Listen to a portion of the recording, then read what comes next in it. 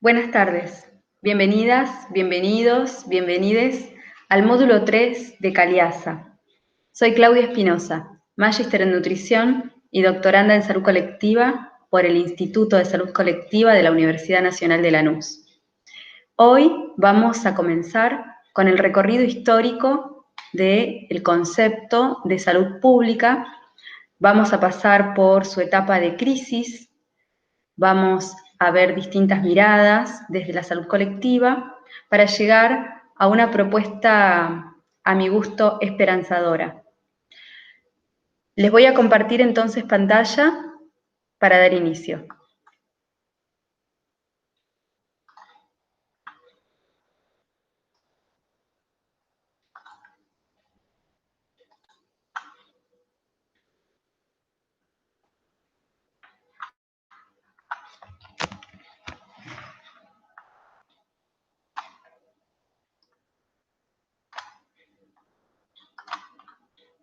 Esta presentación la titulé Del miasma a la salud colectiva, porque en sus orígenes, y me remonté a la Edad Antigua, por muchos años, incluyendo la Edad Media, se entendió que las enfermedades eran causadas por el miasma. El miasma era una especie de poder sobrenatural atribuido a los dioses que generaban enfermedades y muerte. Se sabía que de las aguas y los suelos se emanaba un vapor que no era saludable y que generaba enfermedad y muerte. En aquellas épocas de la Edad Antigua, Hipócrates de Cos, el llamado hoy padre de la medicina, tenía unos postulados ambientalistas. Él decía que hay que tener en cuenta las estaciones, los vientos y el agua en la salud. La enfermedad humana se relaciona con el entorno ambiental. Concentrarse en el cuidado y el pronóstico era necesario. Que el cuerpo tiene formas de sanarse y que hay que ver qué humor está desequilibrado en las personas para poder curarlas. Entonces, los cuidados de la salud estaban relacionados a la circuncidación en aquel tiempo, al aislamiento de los enfermos, a la cremación de los cadáveres, al lavado de manos y al tipo de alimentación. Digo que Hipócrates tenía una mirada ambientalista porque en aquellas épocas de la Edad Antigua pensar en que el entorno tenía que ver con el estado de salud o enfermedad era realmente novedoso. En aquellos tiempos había como una tensión entre poner el enfoque en el diagnóstico y el tratamiento o poner el enfoque en el poder curativo de la naturaleza. Esto fue lo que prefirió Hipócrates. Entonces, él hablaba de que era necesario dejar que el proceso natural se dé. Indicaba reposo, inmovilidad, higiene como tratamiento.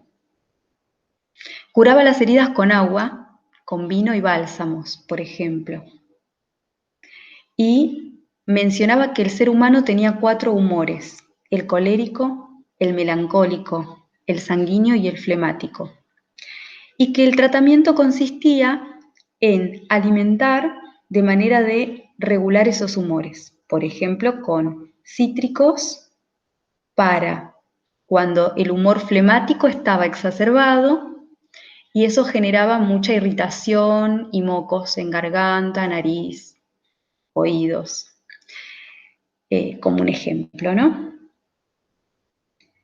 Sí comenzó él con la idea de registrar, anotar, de manera de poder objetivar sus prácticas para poder transmitir ese conocimiento.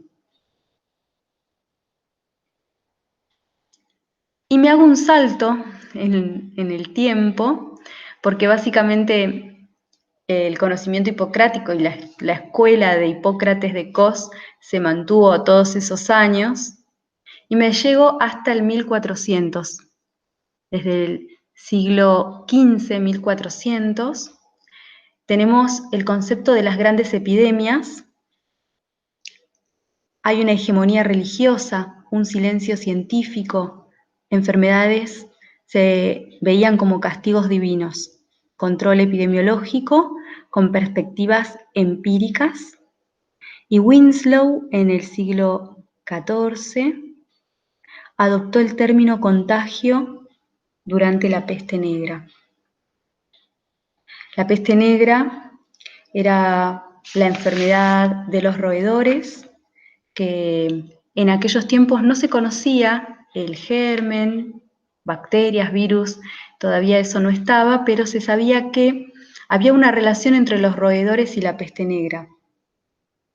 Los roedores que llegaban en barcos aparentemente transmitieron la peste bubónica a lo que en aquel tiempo era todo el mundo: Asia, Europa, África. Y dice la historia que murieron muchas personas, hasta quizás lo calculan como la mitad de la población de aquellos tiempos.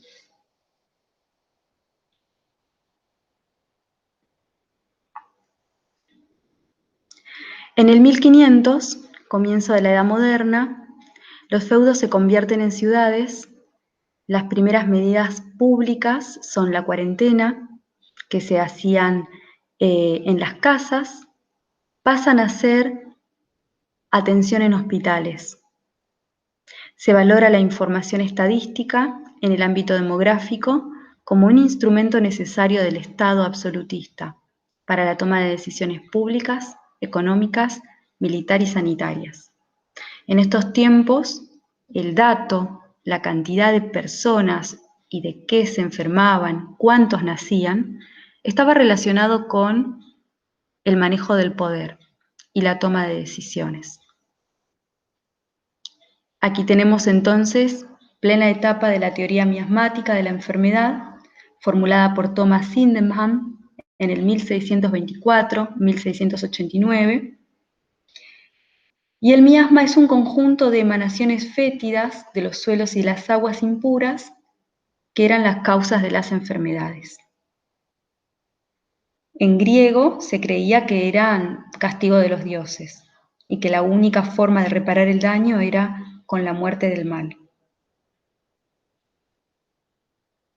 En 1750 tenemos la revolución industrial, la primera revolución industrial, y se pasa de la agricultura y el comercio a una economía de carácter urbano, industrializada y mecanizada. Traigo esto porque es parte de la historia y va a condicionar lo que sucede después en las sociedades industrializadas. En aquel momento, por nuestras tierras, se estaba ya formando el protomedicato del Río de la Plata. Era una institución encargada de la higiene pública, de la formación de médicos, de castigar las faltas que cometían estos facultativos y de perseguir a los curanderos. Aún no estaba formado el Ministerio de Salud.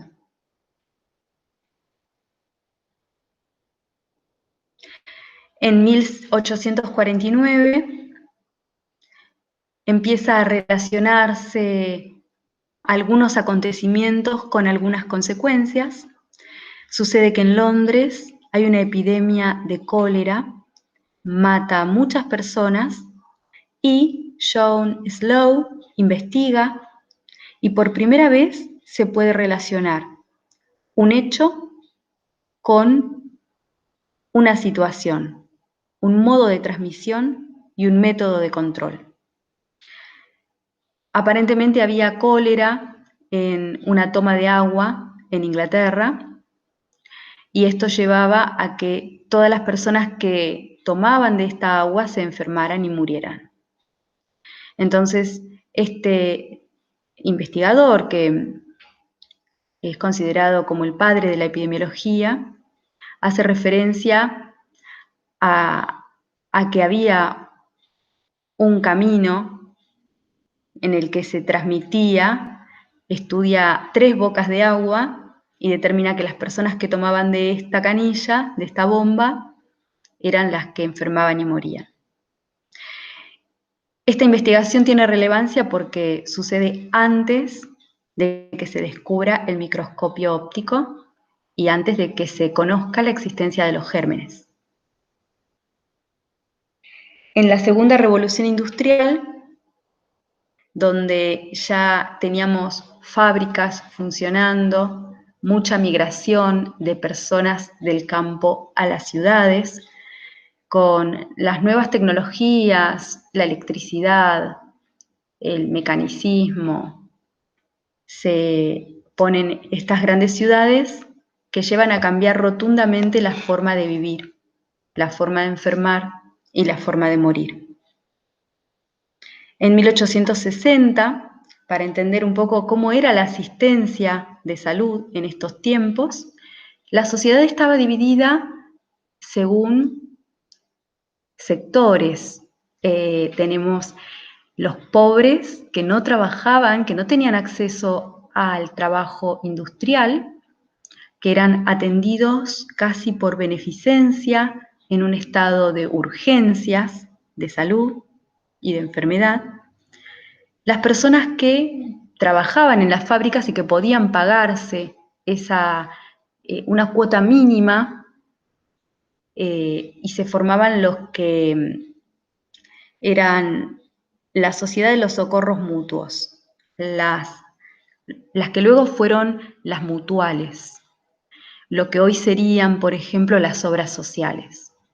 En aquel tiempo los asalariados pagaban una cuota mínima que les aseguraba una atención básica para poder curarse y seguir trabajando.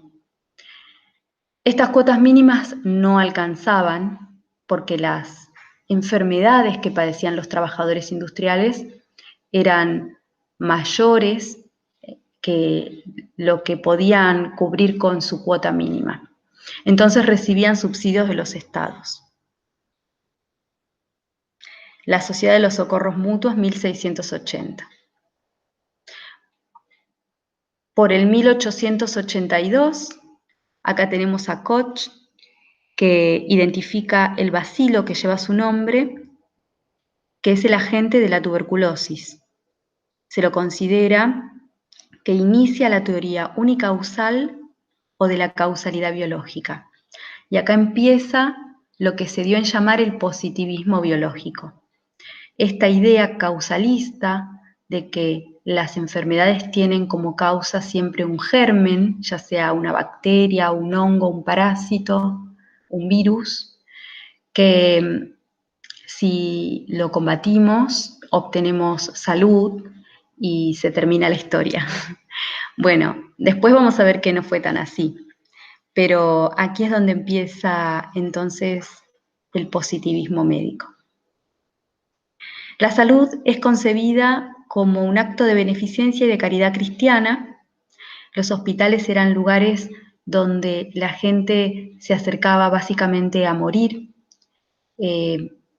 Hospit viene de hospedaje, era para pobres y viajeros que estaban mal de salud, y las monjas, sobre todo, y curas, eran quienes asistían en estos pabellones con camas a los moribundos.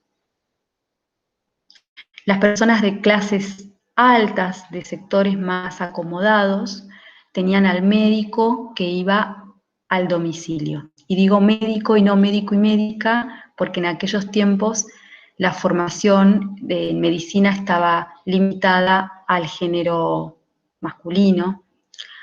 Entonces eran los médicos quienes iban a las casas de las personas más acomodadas. En 1910 tenemos el informe Flexner, se da en Estados Unidos, se revitaliza la base científica de la medicina, se redefine la enseñanza en salud, caracterizándose por principios técnicos rigurosos, tecnología, énfasis en el conocimiento experimental, investigación básica, enfermedades infecciosas, separación de lo individual y lo colectivo, lo privado de lo público, lo biológico de lo social y lo curativo de lo preventivo. Se dice que el informe Flexner se realizó para hacer un cambio sustancial en las currículas de las facultades que enseñaban medicina. Y acá es donde se acentúa el positivismo y estas ideas, esta creencia de que la ciencia lo puede todo. En 1920, Winslow redefine a la salud pública como la ciencia y el arte de prevenir enfermedades, prolongar la vida, fomentar la salud y la eficiencia física mediante esfuerzos de la comunidad para sanear el medio ambiente, controlar las infecciones de la comunidad y educar al individuo en cuanto a los principios de higiene personal, organización de los servicios médicos y de enfermería, y desarrollo de un mecanismo social que asegure a cada uno un nivel de vida adecuado. Esta mirada, si analizamos un poco la definición, está puesta en el trabajo. Salud pública era entonces sanear el ambiente que en aquellos tiempos alrededor de las fábricas estaba bastante desmejorado, mucha contaminación del aire, del agua, del suelo, y esto de la eficiencia física, ¿no? De fomentar la salud y la eficiencia física. Esto persiste por muchos años, casi hasta nuestros días, la creencia de que salud es poder trabajar, que cuando ya no se puede trabajar es cuando falta la salud. Y que tenemos que organizarnos para controlar estas infecciones. Todavía tenemos la teoría causalista del germen en vigencia. Comienza a nombrarse el concepto de salud comunitaria en 1930. En Estados Unidos, con las migraciones en los centros urbanos, surgen movimientos de tensión social. Hay reclamos por los derechos humanos, el racismo y la pobreza, que lleva a la necesidad de que intervengan profesionales aplicando sus saberes en el área de la salud, como antropólogos, sociólogos, psicólogos, trabajadores sociales. Lo que sucedía es que se estaban dando situaciones que intervenían con la producción, la pobreza, el racismo, el alcoholismo, la drogadependencia. Intervienen estos facultativos haciendo medidas de acción social con énfasis en vivienda, educación y salud mental.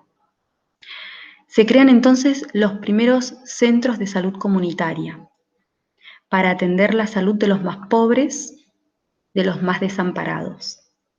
Estos centros de salud vienen a reemplazar lo que eran las asistencias por beneficencia cristiana.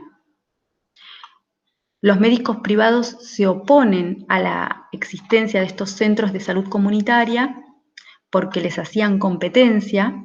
Estos médicos privados que iban a las casas obviamente cobraban y veían que se les complicaba el negocio si ahora habían lugares donde se atendía en forma gratuita. Pero estos lugares subsisten porque era allí donde los estudiantes de medicina practicaban. En 1958, Lebel y Clark definen la salud en 3 períodos: el prepatogénico, el patogénico y el pospatogénico, que estaba formado por la enfermedad avanzada, la muerte y la recuperación de la enfermedad o la cronicidad de la enfermedad. Hasta hace poco tuve una clase, estuve cursando también la maestría en gestión de sistemas y servicios de salud y surgió la definición de salud desde este concepto. Se toma muy natural hoy a personas del área de la salud, uno les habla de esto y lo toman como que es un hecho, que es así. Una de las críticas que se hace desde la salud colectiva es que la salud pública y la gestión en salud tienen su eje en la enfermedad. Y lo vemos acá. Desde 1958 se concibe al sistema de salud y a la salud desde un eje patológico. Patología es de enfermedad, ¿no? Entonces uno nunca está sano, siempre está en proceso de enfermarse o morirse. Algo que llama mucho la atención cuando uno tiene una mirada distinta, pero no cuando esto está naturalizado. En esas clases quedé asombrada porque éramos muchos, muchas, y nadie puso en cuestión eso, excepto que no me pude callar, terminé problematizando esta mirada. En 1960 se empieza a hablar de salud comunitaria. Las organizaciones sin fines de lucro crean centros comunitarios de salud, reciben subsidios del Estado. Prevención y promoción del cuidado eran las palabras nuevas, hacer énfasis en la prevención de la enfermedad y la promoción de la salud. El objetivo era integrar los equipos de salud a las comunidades problemáticas, identificando y cooptando agentes y fuerzas sociales locales para lograr implementar programas de educación en salud. La cuestión pública, la cuestión de salud pública, era un tema de agenda porque las personas se enfermaban y morían por las condiciones de estas nuevas formas de vivir que impuso la revolución industrial. Entonces, era un escollo en la medida en que impedía la producción, en que limitaba la fuerza de trabajo. En 1964, María Cecilia Ferro Donangelo, en Brasil, hace su tesis de doctorado relacionando el trabajo a la salud y refiere que la salud no es biológica y no es social. La salud es las dos cosas y trae el concepto de recuperar la historia para hablar de salud. Hay un artículo interesante que les voy a compartir que hace todo un análisis sobre esta dicotomía que se presentaba en aquellos tiempos entre biológico y social. Consideramos a María Cecilia Ferro Donangelo la madre y la fundadora de la salud colectiva. En 1974, el informe Lalonde en Canadá hace énfasis en el concepto de promoción de la salud y de alguna manera como que institucionaliza esta idea. Habla de 4 polos de la biología humana: la biología, el sistema organizado de servicios, el ambiente y el estilo de vida. Acá es donde se empieza a hablar del concepto estilo de vida. Se entendía en aquellos tiempos que cuanto más elevado era el estilo de vida, y por decirlo de alguna manera, el estilo de consumo, mejor estado de salud se lograba.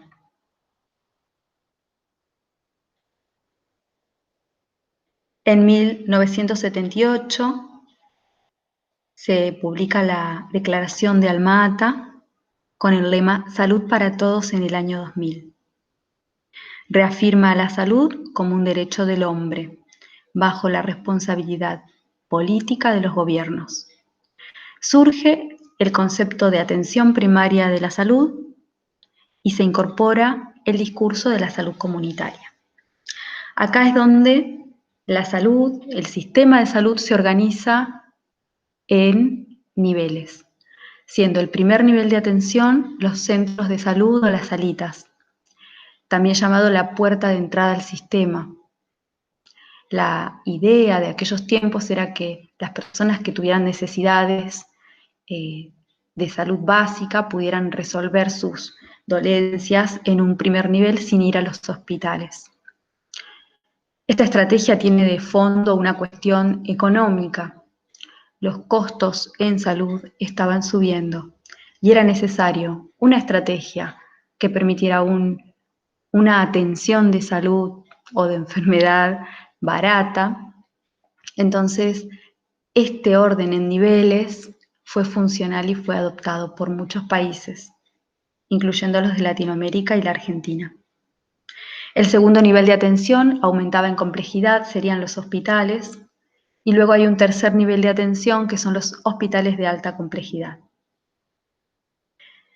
En 1978 se crea en Brasil la Abrasco, Asociación Brasileña de Salud Colectiva, con un primer grupo de graduados en salud colectiva. Movimientos sociales diversos y sindicales originan el Partido de los Trabajadores, movimientos ideológicos que generó un campo científico con prácticas contrahegemónicas. Critican el modelo médico hegemónico, esto lo hace sobre todo Menéndez, quien critica esta idea de el paternalismo médico y el médico como sinónimo de salud.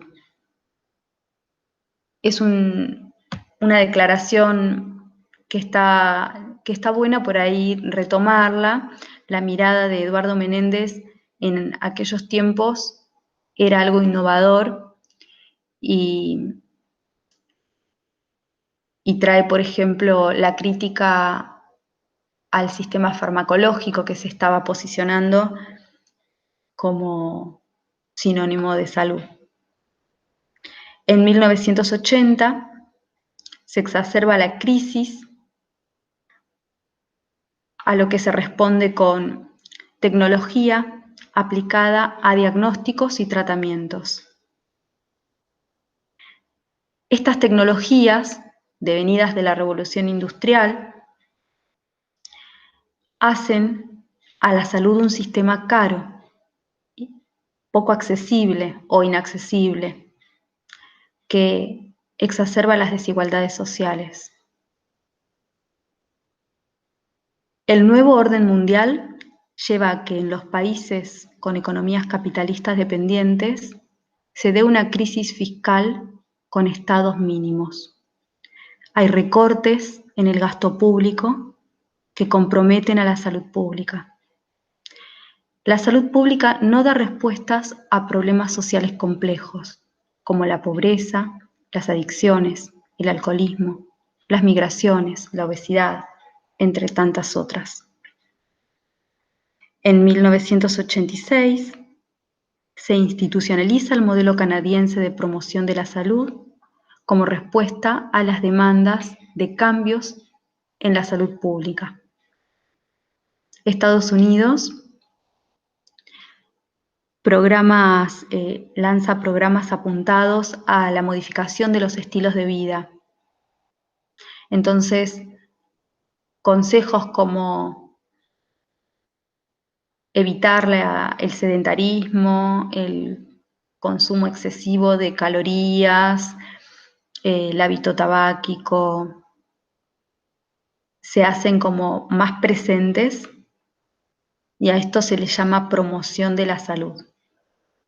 Hay una fuerte crítica desde la salud colectiva a estos postulados como si fuera una cuestión de culpabilizar a la víctima, cuando no se ve el contexto, cuando no se ve que existen condicionamientos sociales que predisponen a, por ejemplo, no contar con espacios para caminar. Cuando el medio abunda de alimentos no saludables y a veces nuestra capacidad de elección y de consumo está limitada, sesgada o condicionada. El no mirar esos condicionantes sociales, esos condicionantes ambientales, lleva a terminar emitiendo mensajes que terminan culpabilizando a las víctimas por sus enfermedades contraídas dadas el propio contexto. En 1990, el concepto de salud colectiva, de salud pública, disculpen, se renueva y como ya la salud pública venía mostrando su deficiencia, surge el concepto de nueva salud pública. Frank limita el campo científico y Terris lo define en 4 tareas: prevención de las enfermedades infecciosas, prevención de las enfermedades no infecciosas, promoción de la salud y mejora de la atención médica y de la rehabilitación. Los ejes están puestos en lograr calidad en salud y conseguir un pensamiento estratégico, similar al de las empresas. Se extrapolan los conocimientos de gestión y administración de las fábricas y las empresas al sistema de salud, lo que resulta siendo nefasto.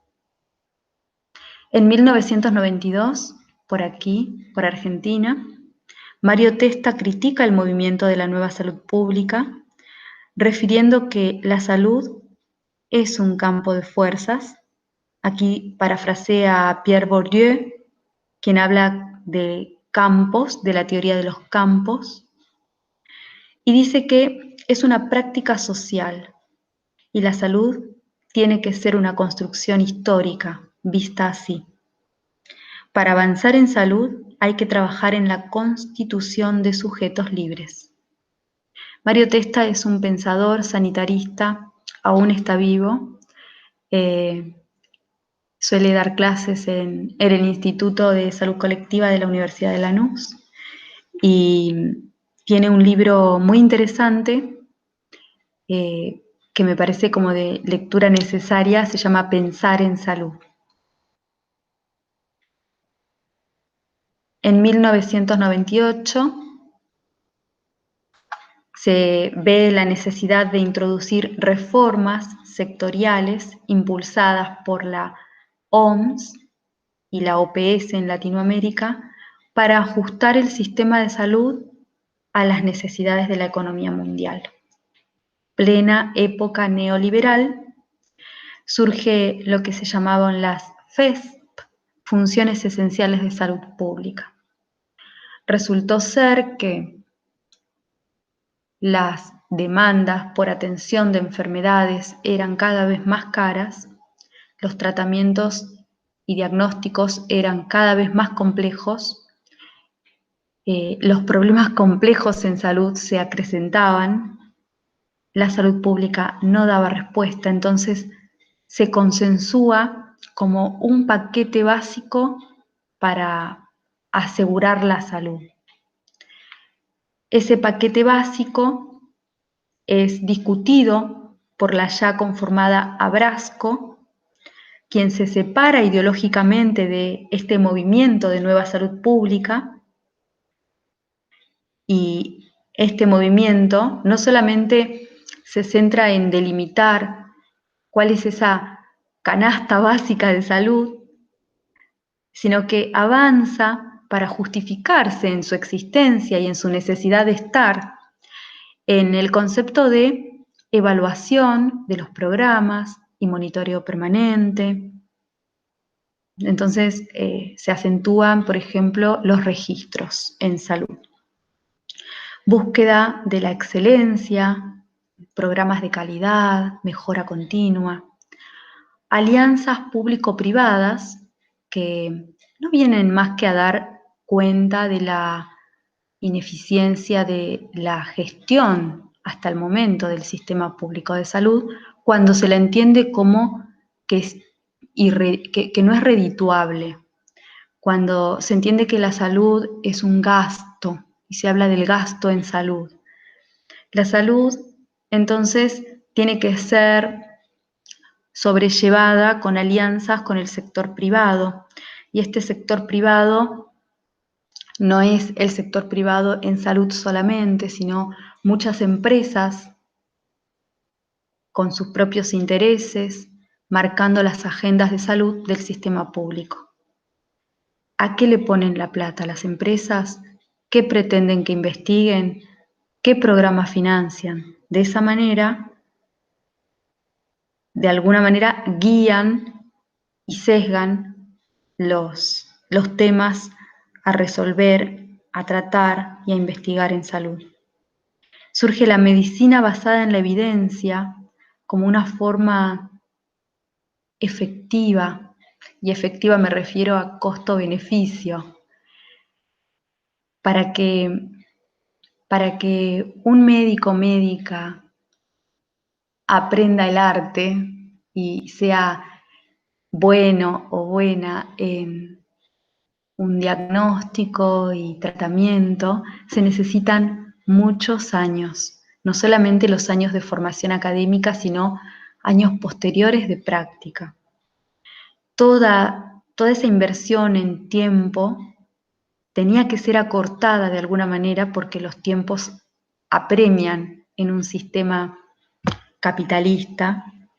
Entonces empiezan a darse estudios desde Estados Unidos con esto de la medicina basada en la evidencia, en el que se registra qué pasa si se hace una cosa, qué pasa si se hace otra cosa.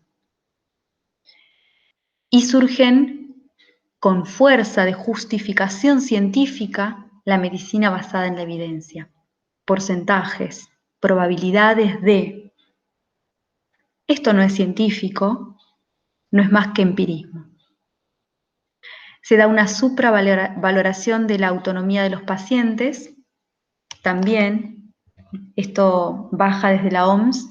Recordemos que la OMS a esta altura recibe financiamiento del Banco Mundial. Entonces, a esta altura es necesario empoderar al individuo para que se apropie de su propia salud, y se refuerza la idea de que la salud es una cuestión individual, de cuidados individuales, de que uno es el que elige el estilo de vida, el estilo de consumo, y eso es de lo que determina de que uno se enferma y se muere. Se invierte en más tecnología y es el boom de las especialidades. Especialidades de especialidades. En 1999 se ven avances de la salud colectiva. Se fortalece en sus tres áreas: el área ideológica, el área del saber y la práctica. Supera el enfoque de la enfermología pública propuesto por Edmundo Granda y la idea del Estado como única fuerza privilegiada para asegurar la salud y prevenir las enfermedades de la sociedad.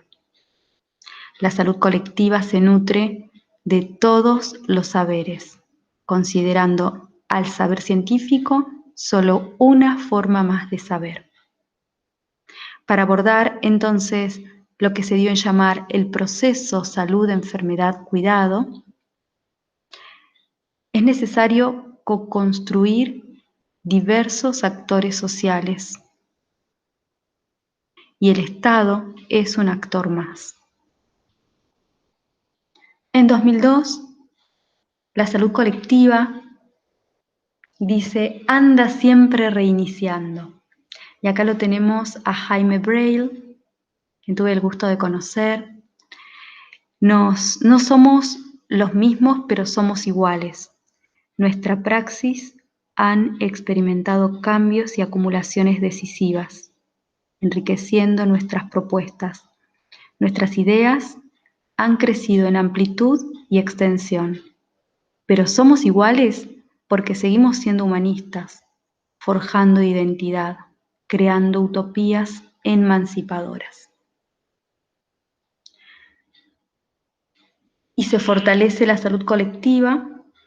Aquí está Edmundo Granda, quien define a la salud colectiva como un esfuerzo por ver más allá del horizonte. Es una profunda vocación por transformar nuestra acción en el quehacer humano, profundamente comprometido con la vida. Es un intento por construir sujetos salubristas, por crear espacios de aprendizajes para potenciar el desarrollo de la salud y la felicidad. Es el empeño porque nuestras instituciones tengan sabor a nosotros, a pesar de que nos quieren convencer que no vale la pena lo humano. En 2018, la Declaración de Astana, en Kazajstán, toma los conceptos del ambiente, de la autonomía de las personas y invita a que las comunidades se apropien del concepto de salud. Estas conferencias internacionales, declaración de Alma-Ata, la Carta de Ottawa, Declaración de Astana, entre otras, usan lemas que seducen para introducir cuestiones que claramente tienen otros fines. En esta conferencia se propuso la CUS, la Cobertura Universal de Salud. Y hubieron lecturas diferentes, tanto que se llegó a interpretar que cobertura en salud no es lo mismo que acceso a la salud. Que las personas estén cubiertas era el objetivo, que pudieran estar cubiertas ante una necesidad. Pero el problema estaba en el acceso. Y se hablaba de desarrollo sostenible. La declaración de Astana prometía una mirada un poco más integral y un repensar dónde estamos hoy en cuestión de salud pública. Pero bueno, aún hay análisis diversos y se piensa que es como una propuesta similar a la nueva salud pública. Hoy, la salud colectiva tiene un sinfín de referentes teóricos, muchos de ellos de Brasil, y digo un sinfín porque uno va leyendo y hacia atrás se fueron construyendo, ¿no? Como dice Jaime Braille, es un reiniciar permanentemente. Entonces es como un campo para mí realmente muy nutrido. Hoy la salud colectiva sale del concepto de multicausalidad de las enfermedades o pluricausalismo o causa-efecto y toma los conceptos de los condicionantes sociales. Dice que tenemos que dejar de producir especialistas para formarnos más integralmente en una especie de anfibios, que podamos andar por diferentes áreas y entendernos. Saca el enfoque de lo individual hacia lo colectivo, entendiendo que nos construimos con otros. Este de la imagen es José Ricardo de Mezquita Aires, que también tuve el gusto de conocer. Él tiene unos tratados interesantes sobre la hermenéutica. Y bueno, acá yo hice como una insuficiente mención de algunos autores y referentes como Asa Cristina Laurel, que propone el análisis de salir de la dicotomía biológico-social para entender que somos biológicos y somos sociales. Dejar de manejar el concepto de recursos humanos para empezar a hablar de personas. De sacar el foco de la salud de las tecnologías duras, como llama Emerson Mary, para hablar de la existencia de tecnologías blandas. Las tecnologías blandas serían aquellas características propias de los humanos. Por ejemplo, la empatía. La participación, en reemplazo de este concepto de participación, hablar de co-construcción, según invita Gastón de Sousa Campos. Abandonar este concepto de estilo de vida por modos de vivir, ya que estilos de vida hace referencia al consumo y modos de vivir más a una elección casi cultural, geográfica, situada. Y Hugo Spinelli nos dice, la salud, acá me equivoqué, no tiene nada que ver con más médicos y más hospitales. La salud colectiva abraza la diversidad, el respeto por el medio ambiente, por las culturas, recupera la historia y considera las artes.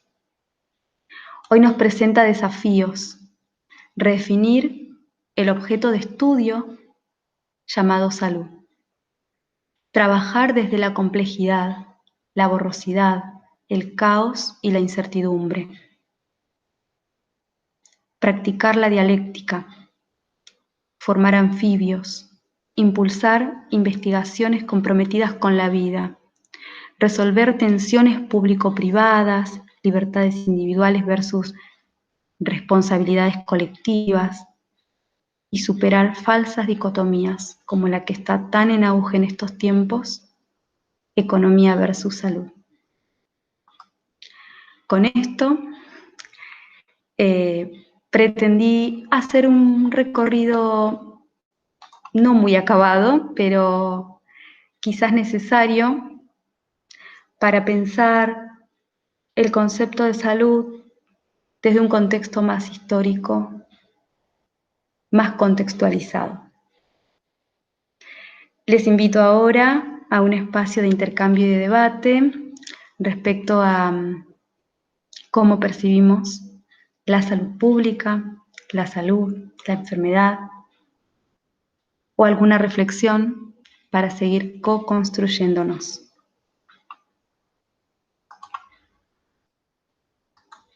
Muchas gracias.